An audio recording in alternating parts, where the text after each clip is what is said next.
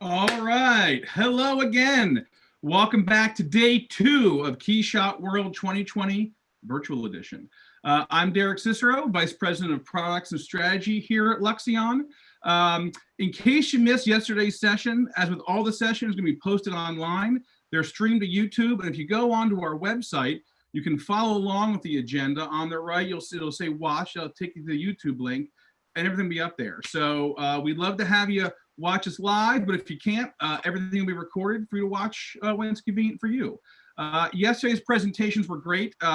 It featured What's New in KeyShot 9 with Ryan Levy, which is kind of a great overview of all the things in KeyShot 9 that'll help you kind of set you up for the additional sessions coming this week. And then a wonderful customer presentation by Georgia Larte at Spin Master.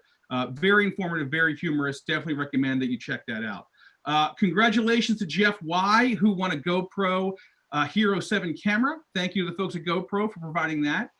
Today's sessions are going to be KeyShot Essentials, UI and Workflow with Ryan Levy, and Design and Innovation at Pepsi with Jacob Fine. One thing I wanted to mention for folks who are working at home, if you need a home license of KeyShot, we are providing them. We understand it's really difficult for folks right now trying to juggle the work from home thing. If you need a license of KeyShot 9, you have one, it's at your office, you need it for home. Contact your sales rep, they will get you one. If you don't know your sales rep, sales@luxion.com. So sales@luxion.com. We're happy to help out any way we can. Quick note about the Essentials versus Advanced. If you go through our agenda, you'll see some sessions are called Essentials, some are Advanced. What's that mean? Essentials really kind of walks you through sort of soup to nuts, right? So in Essentials for lighting, we're going to walk you through all the different lighting kind of features that are inside of KeyShot for lighting. It's very end-to-end. Advanced going to go a little deeper dive into certain things like HDRI editor, for example. So it's kind of a breadth first depth thing. They're all meant for honestly all levels of experience and knowledge. So I think, regardless of where you are in your KeyShot knowledge, you're going to find the sessions very useful, but wanted to explain kind of what that differentiator is. As I mentioned today at noon, Jacob Fine's going to come in and talk about how he's using KeyShot at Pepsi. We're really fortunate to have Jacob and George and kind of these power users, these power KeyShot users come in and show us just not how KeyShot works, but how they use it in their workflow. So a big thank you to them. You're definitely going to want to come back at noon Pacific time and check that out. Today's giveaway is from the fine folks at 3D Off the Page, who run an absolutely wonderful KeyShot render farm. They have provided 1 week 64 core rental to give away. You heard me correct, 1 week 64 cores. How fantastic is that? So thank you to the folks at 3D Off the Page. You'll need to come to the second session and participate in the Q&A if you want your chance to win that awesome prize. Reminder for social media, follow us on Twitter. We're putting out some cool videos. We're gonna have some quick tips coming later this week. We're gonna continue to push out content, all week long. So please follow us on Twitter, follow us on LinkedIn, join the newsletter so you can see what sessions are coming up. Hashtag KeyShot World. And then again, Render Weekly. We have the contest up right now. We're doing the fun render ball that we use for all of kind of our KeyShot World stuff. So have some fun with it. Real cloth fuzz, displacement, do something fun. We're gonna bring another model in next week and have a good time with it. All right, let's have some fun out there. Speaking of fun, let's get to our first session. This is KeyShot Essentials, UI and Workflow with Ryan Levy. Ryan, take it away.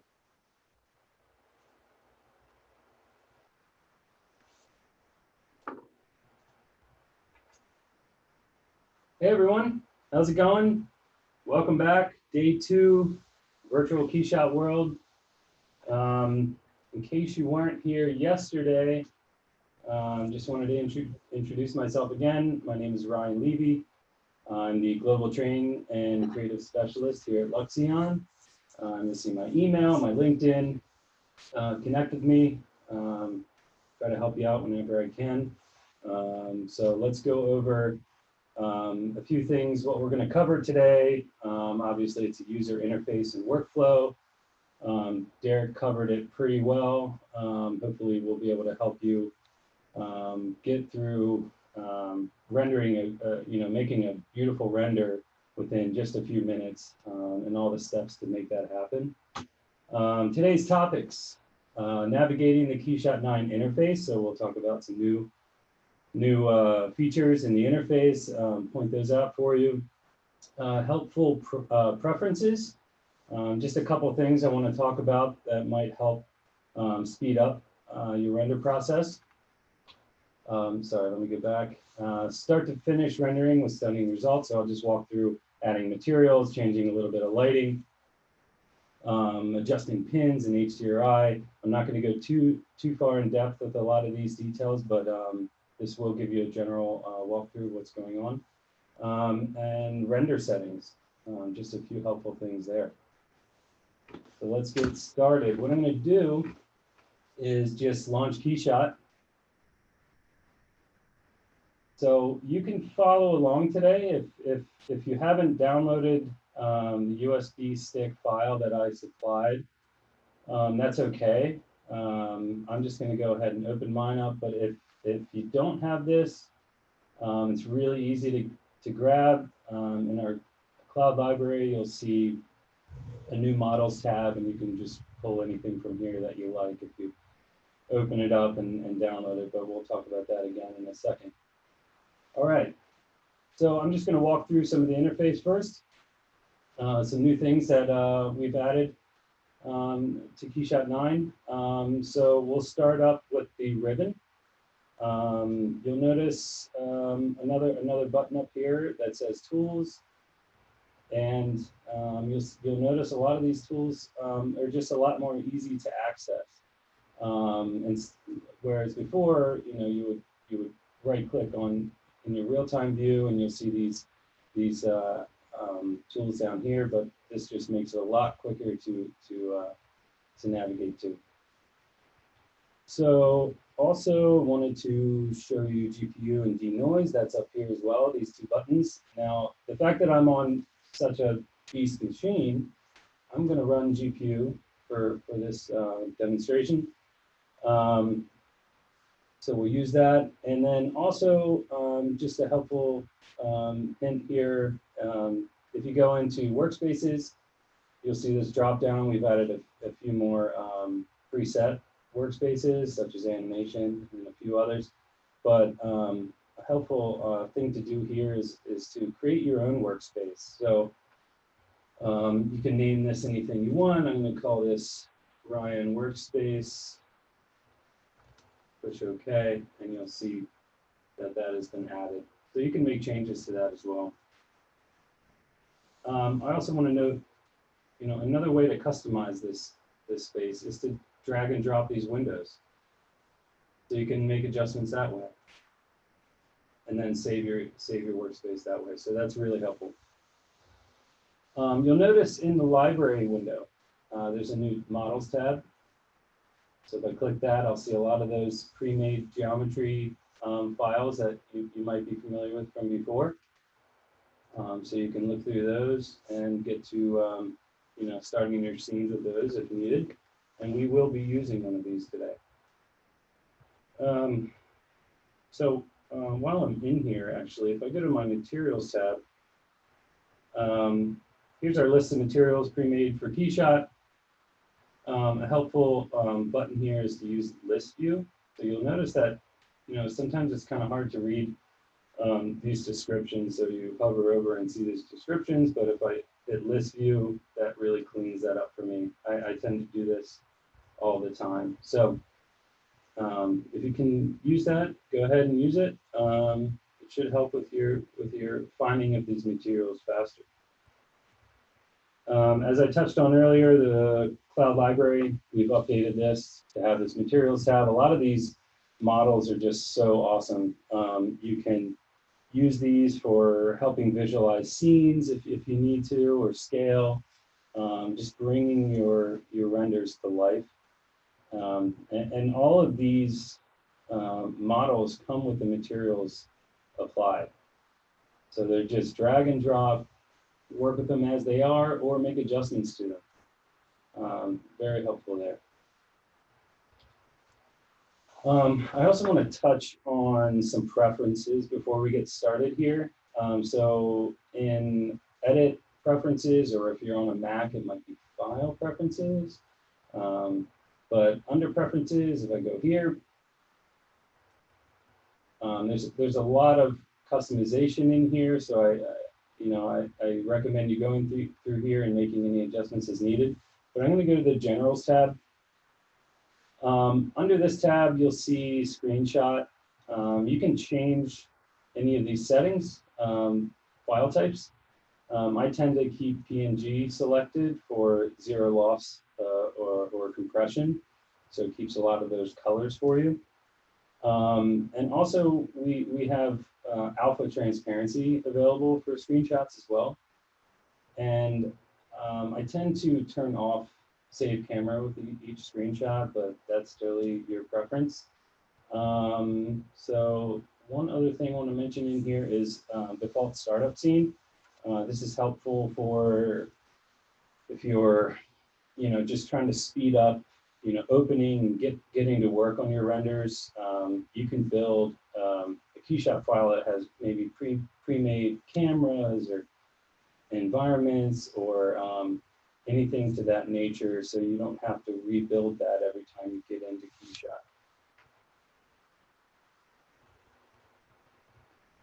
All right, a couple more things I want to mention is the K key. If you hit K on the keyboard, you'll get this hotkeys menu, and this is very helpful for learning the ins and outs and how to navigate a lot quicker through KeyShot. So actually I've printed this out. I keep this near me quite a bit. So that's helpful too. If you'll notice down here at the bottom, you'll see setup and details. If you hit that button, you can customize all of these hotkeys to your liking. Nothing's set in stone here. So definitely go in there and check that out. See whatever you can change for your own speed of rendering. So also in here, you'll notice camera control. So if you're using a specific modeling software, you can select any of these that we have in here to mimic those camera controls. So you don't have to, feel lost kind of relearning a way to navigate through your real-time view. So that's very helpful as well. All right, let's get started making a scene. So I've gone ahead, like I mentioned before, I went ahead, opened my KeyShot file. And what I tend to do first, before any other step, is change my environment. And the reason I do that is because when you have a consistent environment that you're using to build materials or textures or putting textures on your materials, a consistent lighting source will help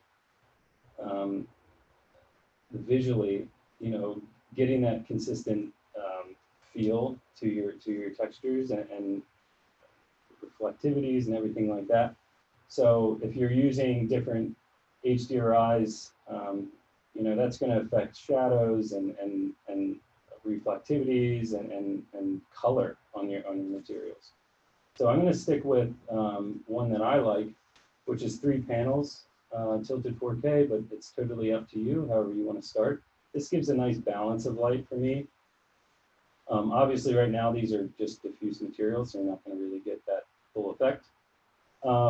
So now that we have our HDRI set, oh, and I just want to mention, Kareem, I believe it is next Wednesday, he's going to be going over a lot more of the lighting techniques, more physical lighting and details to that nature. So you got to check in on that one as well, because he's very knowledgeable in that area. So he'll be helping you out a lot there. So let's go ahead and start with some materials. So a lot of the presets in KeyShot are actually really awesome. So I tend to use those a lot and then build on them from there. For this particular render, I want to use a plastic, and then possibly a metal here, maybe metal here, and then make this housing a plastic housing. So let me just find one in my plastic drop down here. Let's see, let's just do a shiny black plastic. We'll drag this onto this housing, and notice that it just changed this one part, right? Because these colors separated these parts. They're not linked. So when I were to drag a material to this, it just affected this one part. And I must note, in the scene tree, it's good to, and very helpful to have this organized. And this can be organized through your modeling software, or you can go through KeyShot and really kind of put these together for yourself. So this is very helpful for navigation. All right, back to adding some materials. Let's add a shiny plastic red to this kind of like metal cover that slides over the USB stick. Let's go to a metal. I'm gonna pick like maybe a rough aluminum. Let's see how that looks. Aluminum textured, let's just drag that on there. Cool. Now, let's see. Let's go ahead and double click on a material. So you'll see when you do that, your materials properties opens up in your project window. And this is a great area to really start to adjust these materials and make changes to them. So I'm not going to go too far into this, but I do want to share a few of these details. So one of the settings here is roughness, so I just want to adjust this a little bit, and you'll see how that makes a difference there in reflectivities. I'm going to go through and make some adjustments to all these materials, so I'm just going to do a little bit of roughness here as well. 0.02, actually, yeah, I'm pretty happy with that. Just a little bit of, roughness on that metal. Then I'll make some adjustments to this plug right here. Cool, pretty happy with that.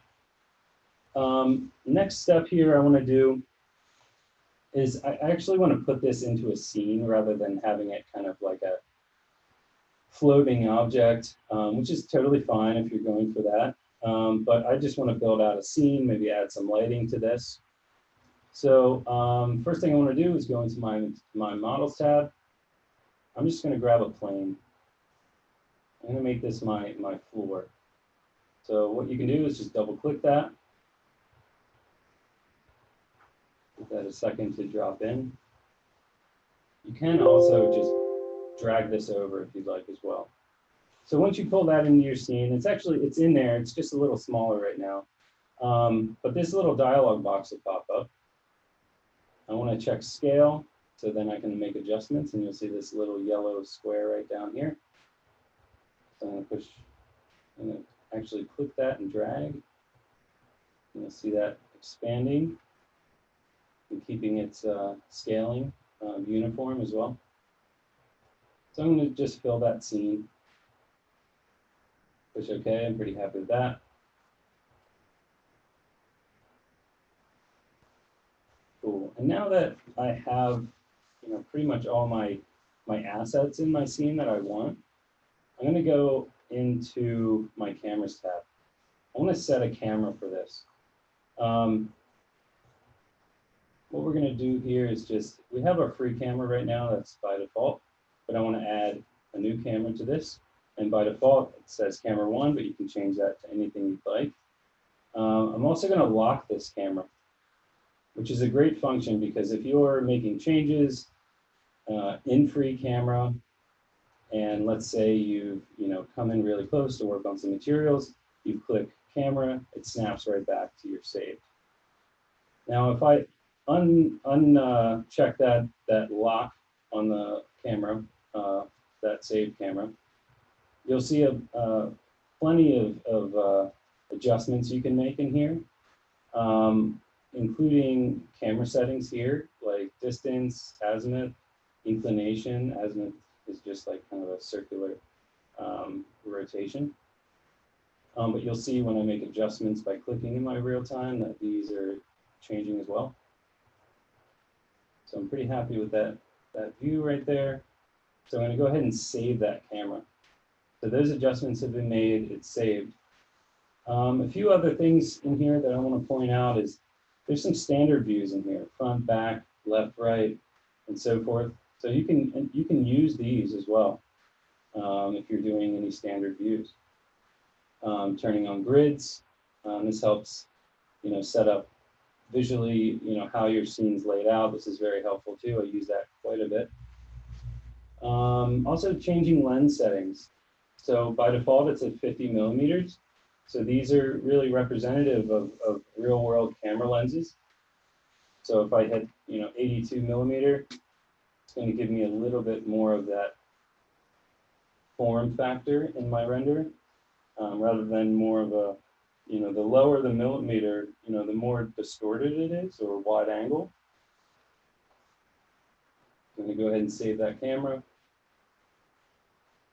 So now that I'm pretty happy with this, there are a few more settings down here that I want to add on to here. So actually depth of field is another really powerful tool, I think, for realism and bringing this to life. So once I hit this checkbox, by default, it's going to set it to an f-stop of 1, which is a really shallow depth of field. But I want to make adjustments to this. So if you click this little bullseye and you just click anywhere in your scene, the lens is going to look at that specific spot. So I've clicked up here, somewhere closer to the camera. And if I change that f-stop to something a little bit higher, maybe 10, you'll see that fall off kind of softened towards the back and not so much up front. So I'm going to bring this actually maybe to 15. And once you're happy with that, push done right here, and then save that camera again. So now that we have our camera set, we're pretty happy with that. I actually want to jump back quickly and make adjustments to my surface, my ground here. So in this case, what I want to do is I want this ground plane to have the same material as this black housing here. So a quick way to link these materials is holding Shift and left clicking on a material, and then holding Shift and right clicking on another part. So now these materials are linked. So you don't have to work that way, but there are really a lot of benefits to linking materials as far as speeds. Let's say I want to make a change to this plastic housing, and I don't have to go through my whole scene and make those adjustments each time. So they will correlate. In this case, I actually want to unlink this ground plane now. So what I do is I just right click on that part, and up here I hit unlink material. So let's make some adjustments to this ground plane as well. So now I just double click that. We already have some good settings here. If I go into textures, now you have a little bit more play with this specific texture. You'll see diffuse, specular, bump, and opacity. But today I'm just going to adjust some of the bump on this to give it a little bit more depth and a little bit more realism there. So if I select bump, you can double click and bring in your own bump map if you'd like. However, using our preset procedural textures are really powerful, and I tend to use these a lot. So I just hit this textures tab, go down to noise texture, which is great for plastics or anything to that nature, maybe metals as well. By default, this is set to 10, and you can see it's a little kind of a odd kind of look right there. So I'm just going to make some adjustments to the scale of that texture. So I'll go to maybe 2 millimeters, and you'll start to see that, come to life a little bit more there. You can also adjust the height of these bumps. And remember that bump is it's a camera trick, really. It's not adjusting any geometry or anything like that. So take note of that. All right, now that we're happy with our materials, let's move into lighting. So if I hit, actually, let's do this. I want to talk about lighting really quickly. So in the Lightings tab in the Project window, you'll see by default, again, it's set to basic, which works pretty well. You're going to get a lot of the shadows and reflections that you might be looking for. I tend to work in product mode a little bit more because you'll notice some of these checkboxes enable down here, like global illumination, and the shadow quality bumps up a little bit. That's going to give you, let me just shuffle back between these, you'll see a little bit more reflections, a little bit more realism in your scene there. So I just wanted to take note of that really quickly. So let's jump into Environment tab. So we've placed this HDRI from before, and keep in mind also that all of these HDRIs that we have are procedural, so you can make adjustments to these as you go, and then save these out if you want as well. And I'll show you that in a second as well. So you can make some adjustments to the overall HDRI within these settings, such as brightness or contrast. I tend to keep these where they are for the most part, because I make most of my adjustments in the editor. So let's go ahead and go in here. So you'll see that these pins, since they're created already for us, are in this window. So you can turn these off, turn them on, make adjustments to any particular pin that you like. And you can also add new pins. So all I did is I hit this little button right here, this add pin, and you'll see by default it's added this, this little set highlight bullseye has become illuminated.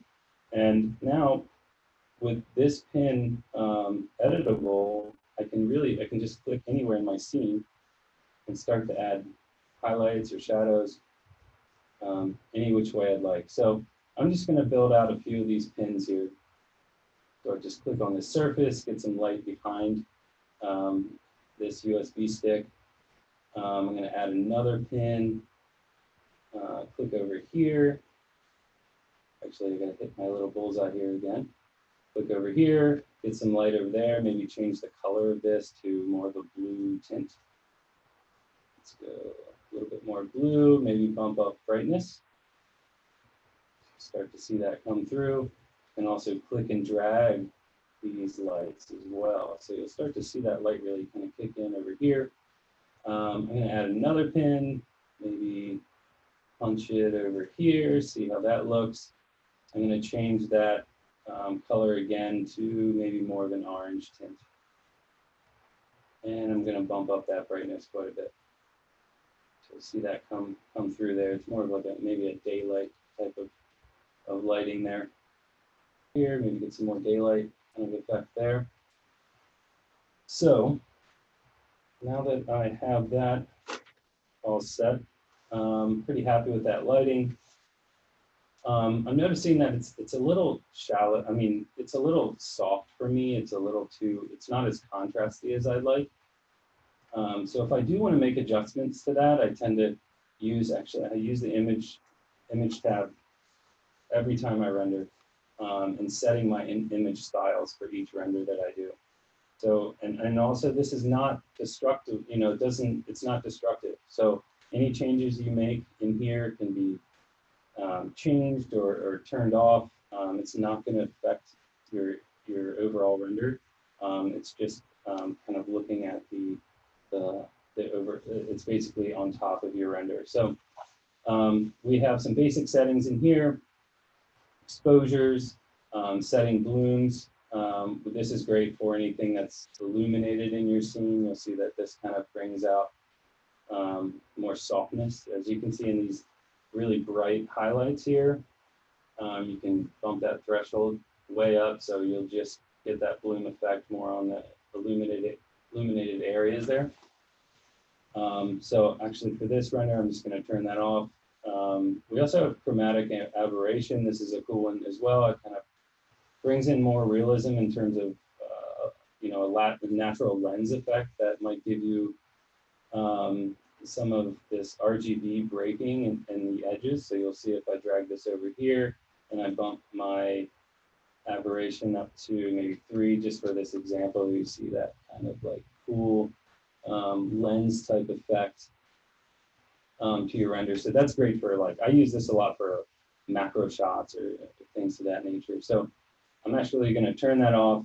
If I want to go back to my original camera setting, obviously we've saved this camera before. Actually, I don't want to save that.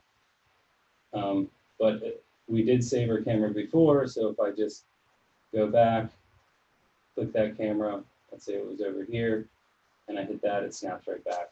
So that's very helpful. So back in our image tab, we'll notice also a photographic setting. So if you click that, this will give you a lot more adjustment availability, such as curve. I tend to use this a lot as well. So when you click that, you can click and drag these shadows and highlights to really bring out a little bit more depth in your render. So you can really get creative with this. So that is something I recommend you working with if you need to really bring out that extra detail in your render. So now that we've made some adjustments there, I just want to point out that you can add different image styles. You can go back and forth. And this really demonstrates that this is non-destructive. Great. So now that we've gone over some image settings, next thing I want to talk about is render output. So let's say we're happy with our image. We might have taken some screenshots, sent those to clients or creative directors or whoever it might be, and we've gotten the go-ahead to get this rendered out. So if we hit the render button down at the bottom, this dialog box will pop up. You'll see that we have different render settings. We can do stills, animation, KeyShot XR, configurator. There's a lot of different ways to get that image out. So you can name this render. So it's good to keep that categorized any which way you can. I'm going to be sending this render to my resources folder, KeyShot 9. But you can select any folders that you'd like to send that to as well. You'll notice format. You get all of these great options here. PSDs, PNGs, TIFFs, more compressed images like JPEGs. If you're sending these, if you want a small file type, I'm going to stick with PNG. And then here's that alpha option again. So in here, in resolution, if I were to make adjustments to this, this will correlate with the resolutions that are set in your image tab. So if I were to set this to a 16:9, which it is here, these will stick to that resolution. So these correlate. Keep that in mind as well. So I can bump this up. It's still a 16:9 resolution. So I'm going to keep that at 1920 by 1080. Let's look at layers and passes. So these are helpful for any kind of post-production that you might be doing. In the past, I've used Clown quite a bit, which kind of gives you multiple colors on different surfaces, so you can make selections and make adjustments to those specific parts. And other settings like depth and normals, shadows. So that's great to have all of these options. And this list has grown over time, so it's been great to see that. So I also want to point out, if you were to check a lot of these boxes, right, and you want to export these out along with your render, if you go to PSD, these will layer in the PSD.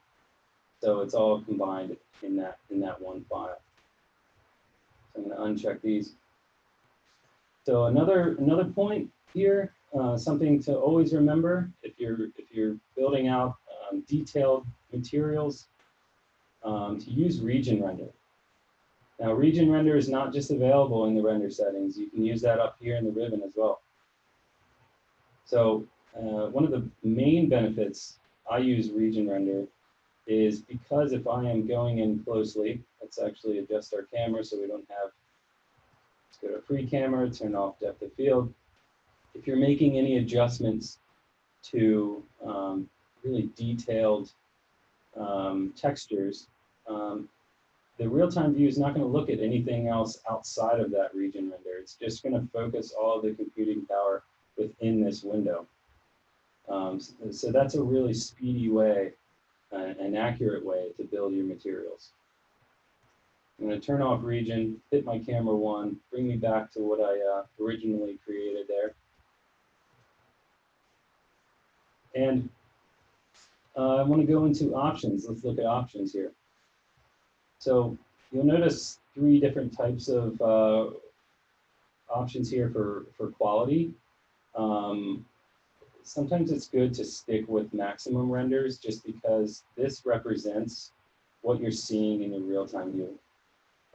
So if I were to go to custom control, you'll see there's a lot of adjustments that you can make, customize your output here.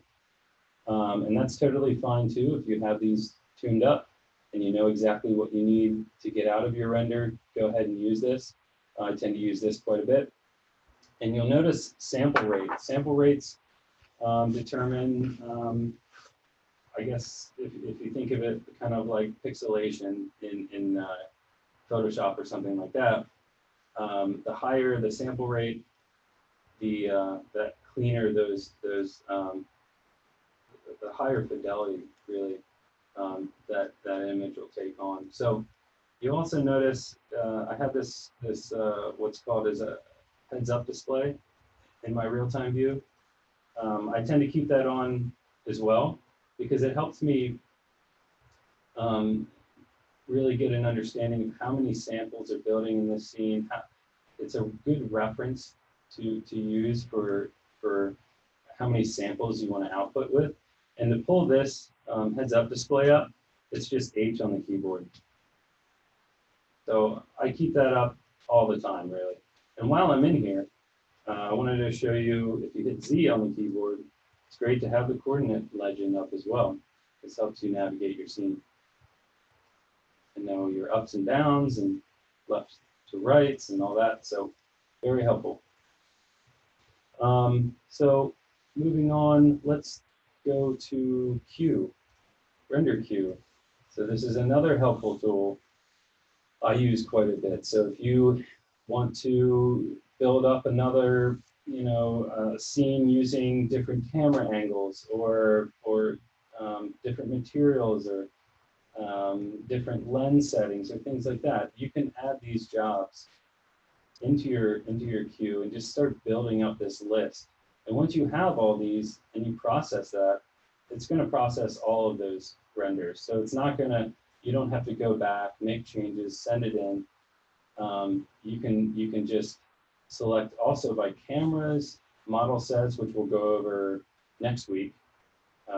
Studios, again, we'll go over that next week. And multi-materials, it's just a really helpful way to speed up all of these render processes.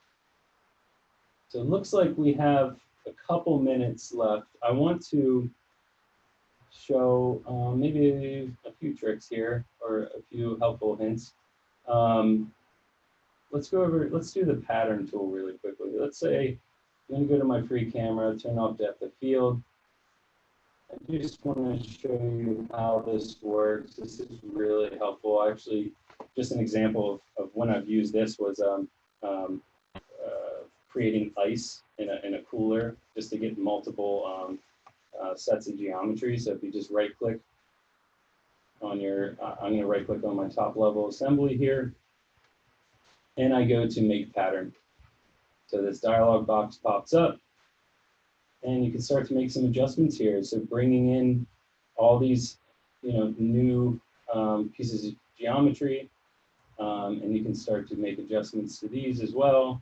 From spacing, you can also add some scattering to this so they're not all uniform. So this is a really cool tool So I just wanted to show you that as well. And I think that's pretty much it now. I think we should start to take some questions. And if you have any other questions or any questions, I'm happy to help you. And if I can't get to it today or during this session, reach out to me directly and I'll help you figure it out. Cool. Awesome. Well, thank you so much, Ryan. Can you hear me okay? Yeah, I can hear you just fine. That was a great presentation. Thank you for the overview. Just so folks know, we did have a little bit of an issue in the beginning, just with some of the settings. So I think it cleared up once we kind of got about 10 minutes in. So we'll take a look and see if we can resolve that maybe on the YouTube stream. But some questions for you, Ryan. One question is it possible to save the highlights from a glossy surface as a separate layer when rendering? I'm sorry, can you repeat that one more time? Is it possible to save the highlights from a glossy surface as a separate layer when you're rendering? Separate layer as in KeyShot or one of your... as in like one of the PSD layers. Yes. So if you're in here, if I'm hearing that correctly, and what was the pass exactly? Basically, they wanted just the highlight from a glossy surface. So if you want to just basically, I guess, kind of like where like the, kind of have you have sort of the cover there for the USB. Is there a way to just get that exactly, get that out as a separate section? Let's I might want to come back to that question. Okay. Or reach out to them directly. All right. Yeah, I'll definitely definitely be some tricks there for that. Okay. How do you apply a clear coat to a material, like a lacquer on a wood? That's a good question. So there's a few ways to do that. I would use labels for that. So if I'm in my materials tab and double click on a material, to go into my labels, I'd add basically layering materials on top of each other and do something that's some type of translucent looking material or shiny material on top of that. Okay, and can you actually add a logo to that? So some folks were asking, Sure. how easy is it to kind of throw a logo on that? Sure. Let's go to a free camera, just so I can show you this really quickly. So I'm going to double click this part, and within labels, you can add label texture. So I'm going to just hit this button here. You can pull in your own labels, or just for this example, I'm just going to show what do we have? KeyShot labels. So what I'll do is I can just click and drag, pull that over into that window there, or just drag it on top of that part and add label, and then make adjustments from there. So, and also keep in mind that these labels are fully adjustable as well. So you can, change properties of roughness and things like that I talked about earlier, and really take this to the next step. Awesome, thank you. Is there a way to edit the size of a ground plane after creating it? Yes. So let's say this ground plane here that I've created, I want to make adjustments to the scale of this. So in my scene window, you'll see that this plane has been added in here. So you can make adjustments in the scale, which is in position down in these properties. So you can just bring this down if you'd like. Let's knock this to like, I don't know, 200 or 150. So you can make adjustments there. Awesome, thank you. So folks are asking about the render queue setting, the render queue management screen. So I was asking if the render time is for the whole list for each rendering, and the answer is each one would be separate. So each job that you're sending out would have its own individual parameters that you'd be sending off to the network. Exactly. Is it possible to save job queue in a KeyShot file? I'm not 100% sure what that means. Do you know what that might mean? I think what what I think happens here is when these jobs are saved in your queue, these files are saved in your resources file or folder. So these are looking into resources as like temporary files. They're not saved with your KeyShot file. Let's say I opened another KeyShot file of a different product or something like that, and I went into my queue, I would still see this USB. So these are queued up in another folder and not saved with that particular file. Okay, great. Someone asking, is there a way to precisely place a part in KeyShot 9? So basically, I guess they're saying like, use the actual, instead of just sort of doing it manually by hand, typing in numbers. Yeah, so I think that's kind of where you are there. Right, so this is where you would do that. So instead of just moving your object manually, you can type in parameters here to make those adjustments. Great. People are really, we're really curious for the patterning tool. We're gonna have a quick tip out later this week on the pattern tool that will show that in more detail. So happy to see that people are liking that. Someone's asking, they have a coiled water hose and they want to add a mesh to represent the threading, and the mesh does not wrap around the hose correctly. It warps on the parts instead of following the coiling. How would you recommend accomplishing this?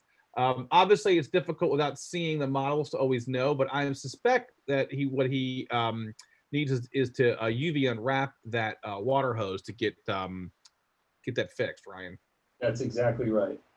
So this is not a complex shape right here that I pulled in, and this whole USB is not, but that water hose is. So this is the tool you would use, unwrap, UV unwrap. So I think if you reach out to me, I can help walk you through that, but we also have a quick tip for that that kind of helps you walk through that, but that's a really good question. And if you're using other mapping types, yeah, you're going to see inconsistencies with that. Yeah, I'd really recommend for everyone who is kind of online now or on the YouTube to definitely check out our full YouTube channel. We have a ton of quick tips and feature videos that really dig in to detail, as well as available on our support site as well with links to that. So yeah, we have a ton of content around KeyShot 9, kind of helping people unpack some of these great features. So please check that out. Some folks are asking about things like model sets and labels. Please take a look at the agenda, as we kind of get deeper into this. We're definitely gonna have a lot of sessions that are gonna be deeper dives on the specific features.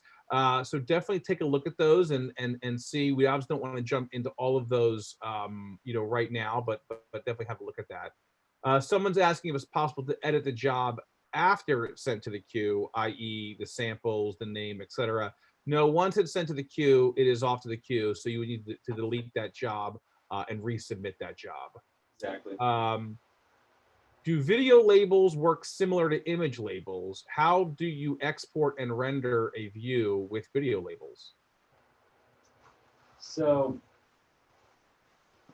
good question. So when I'm using video labels, I tend to use them for lighting effects or also applying those video labels to maybe some kind of displacement effect to show an animation of that displacement moving.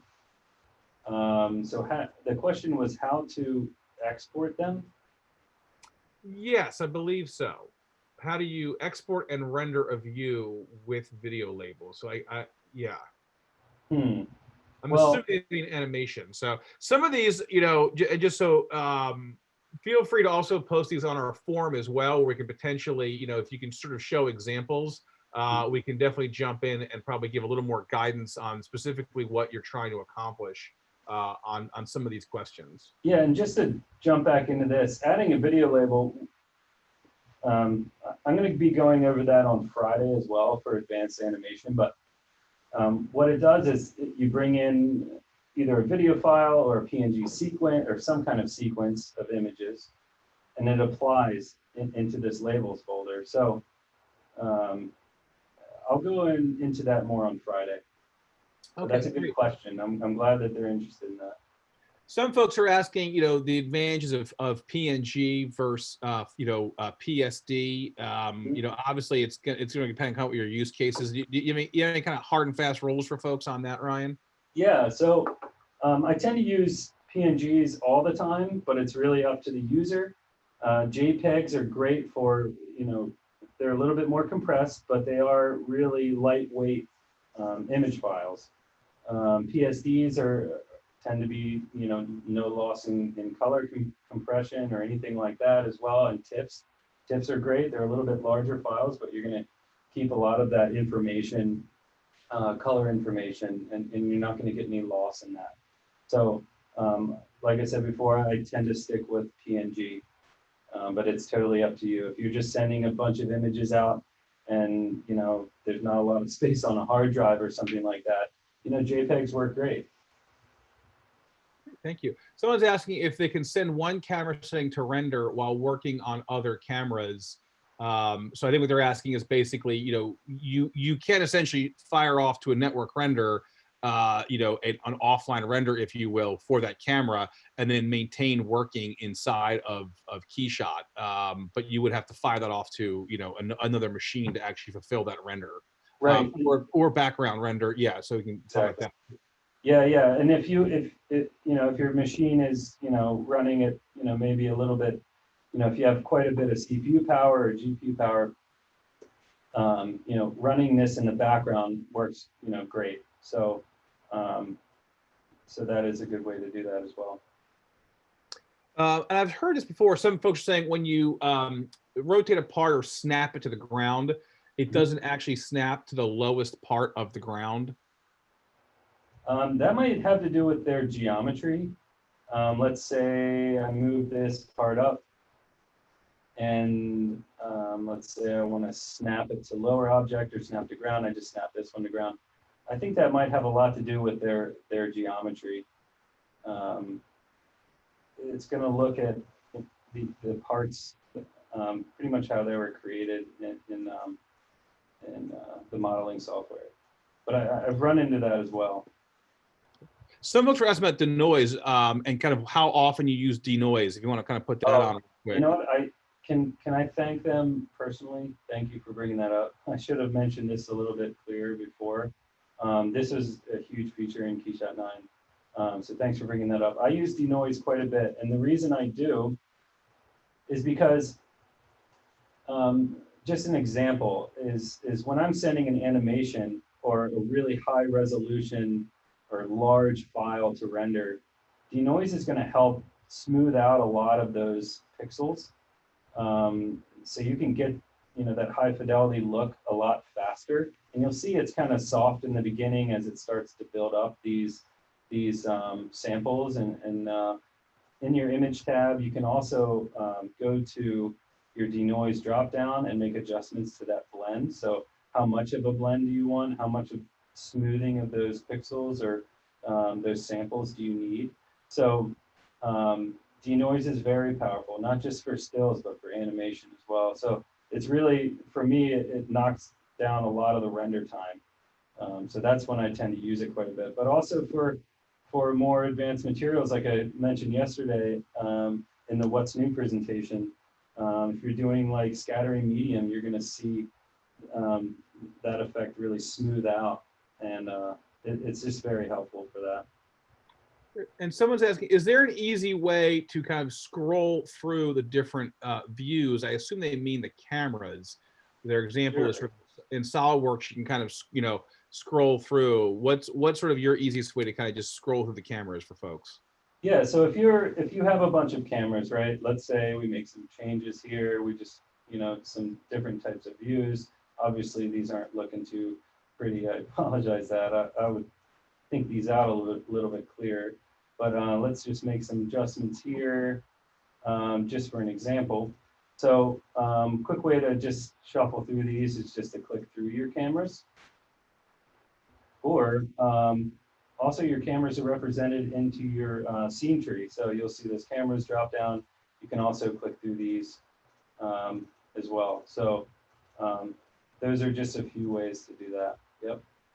And so when the, if you kind of see in there, the actual label is projecting on both sides of the item. Mhm. So how do you solve that problem? You just kind of just want it on that top piece. Yeah, so there's a lot of good content out there for that. So, but I'll run through this really quickly. If you double click that part and go into your labels, make sure that that label is selected. And in your properties, if you scroll down, you'll see there's a two-sided setting here. So what that's going to do is turn that two-sided off. So what's happening here is that the depth of this label is protruding through like a lot, deeper. However, it took it off the back of this object, but you would have to make some adjustments to depth.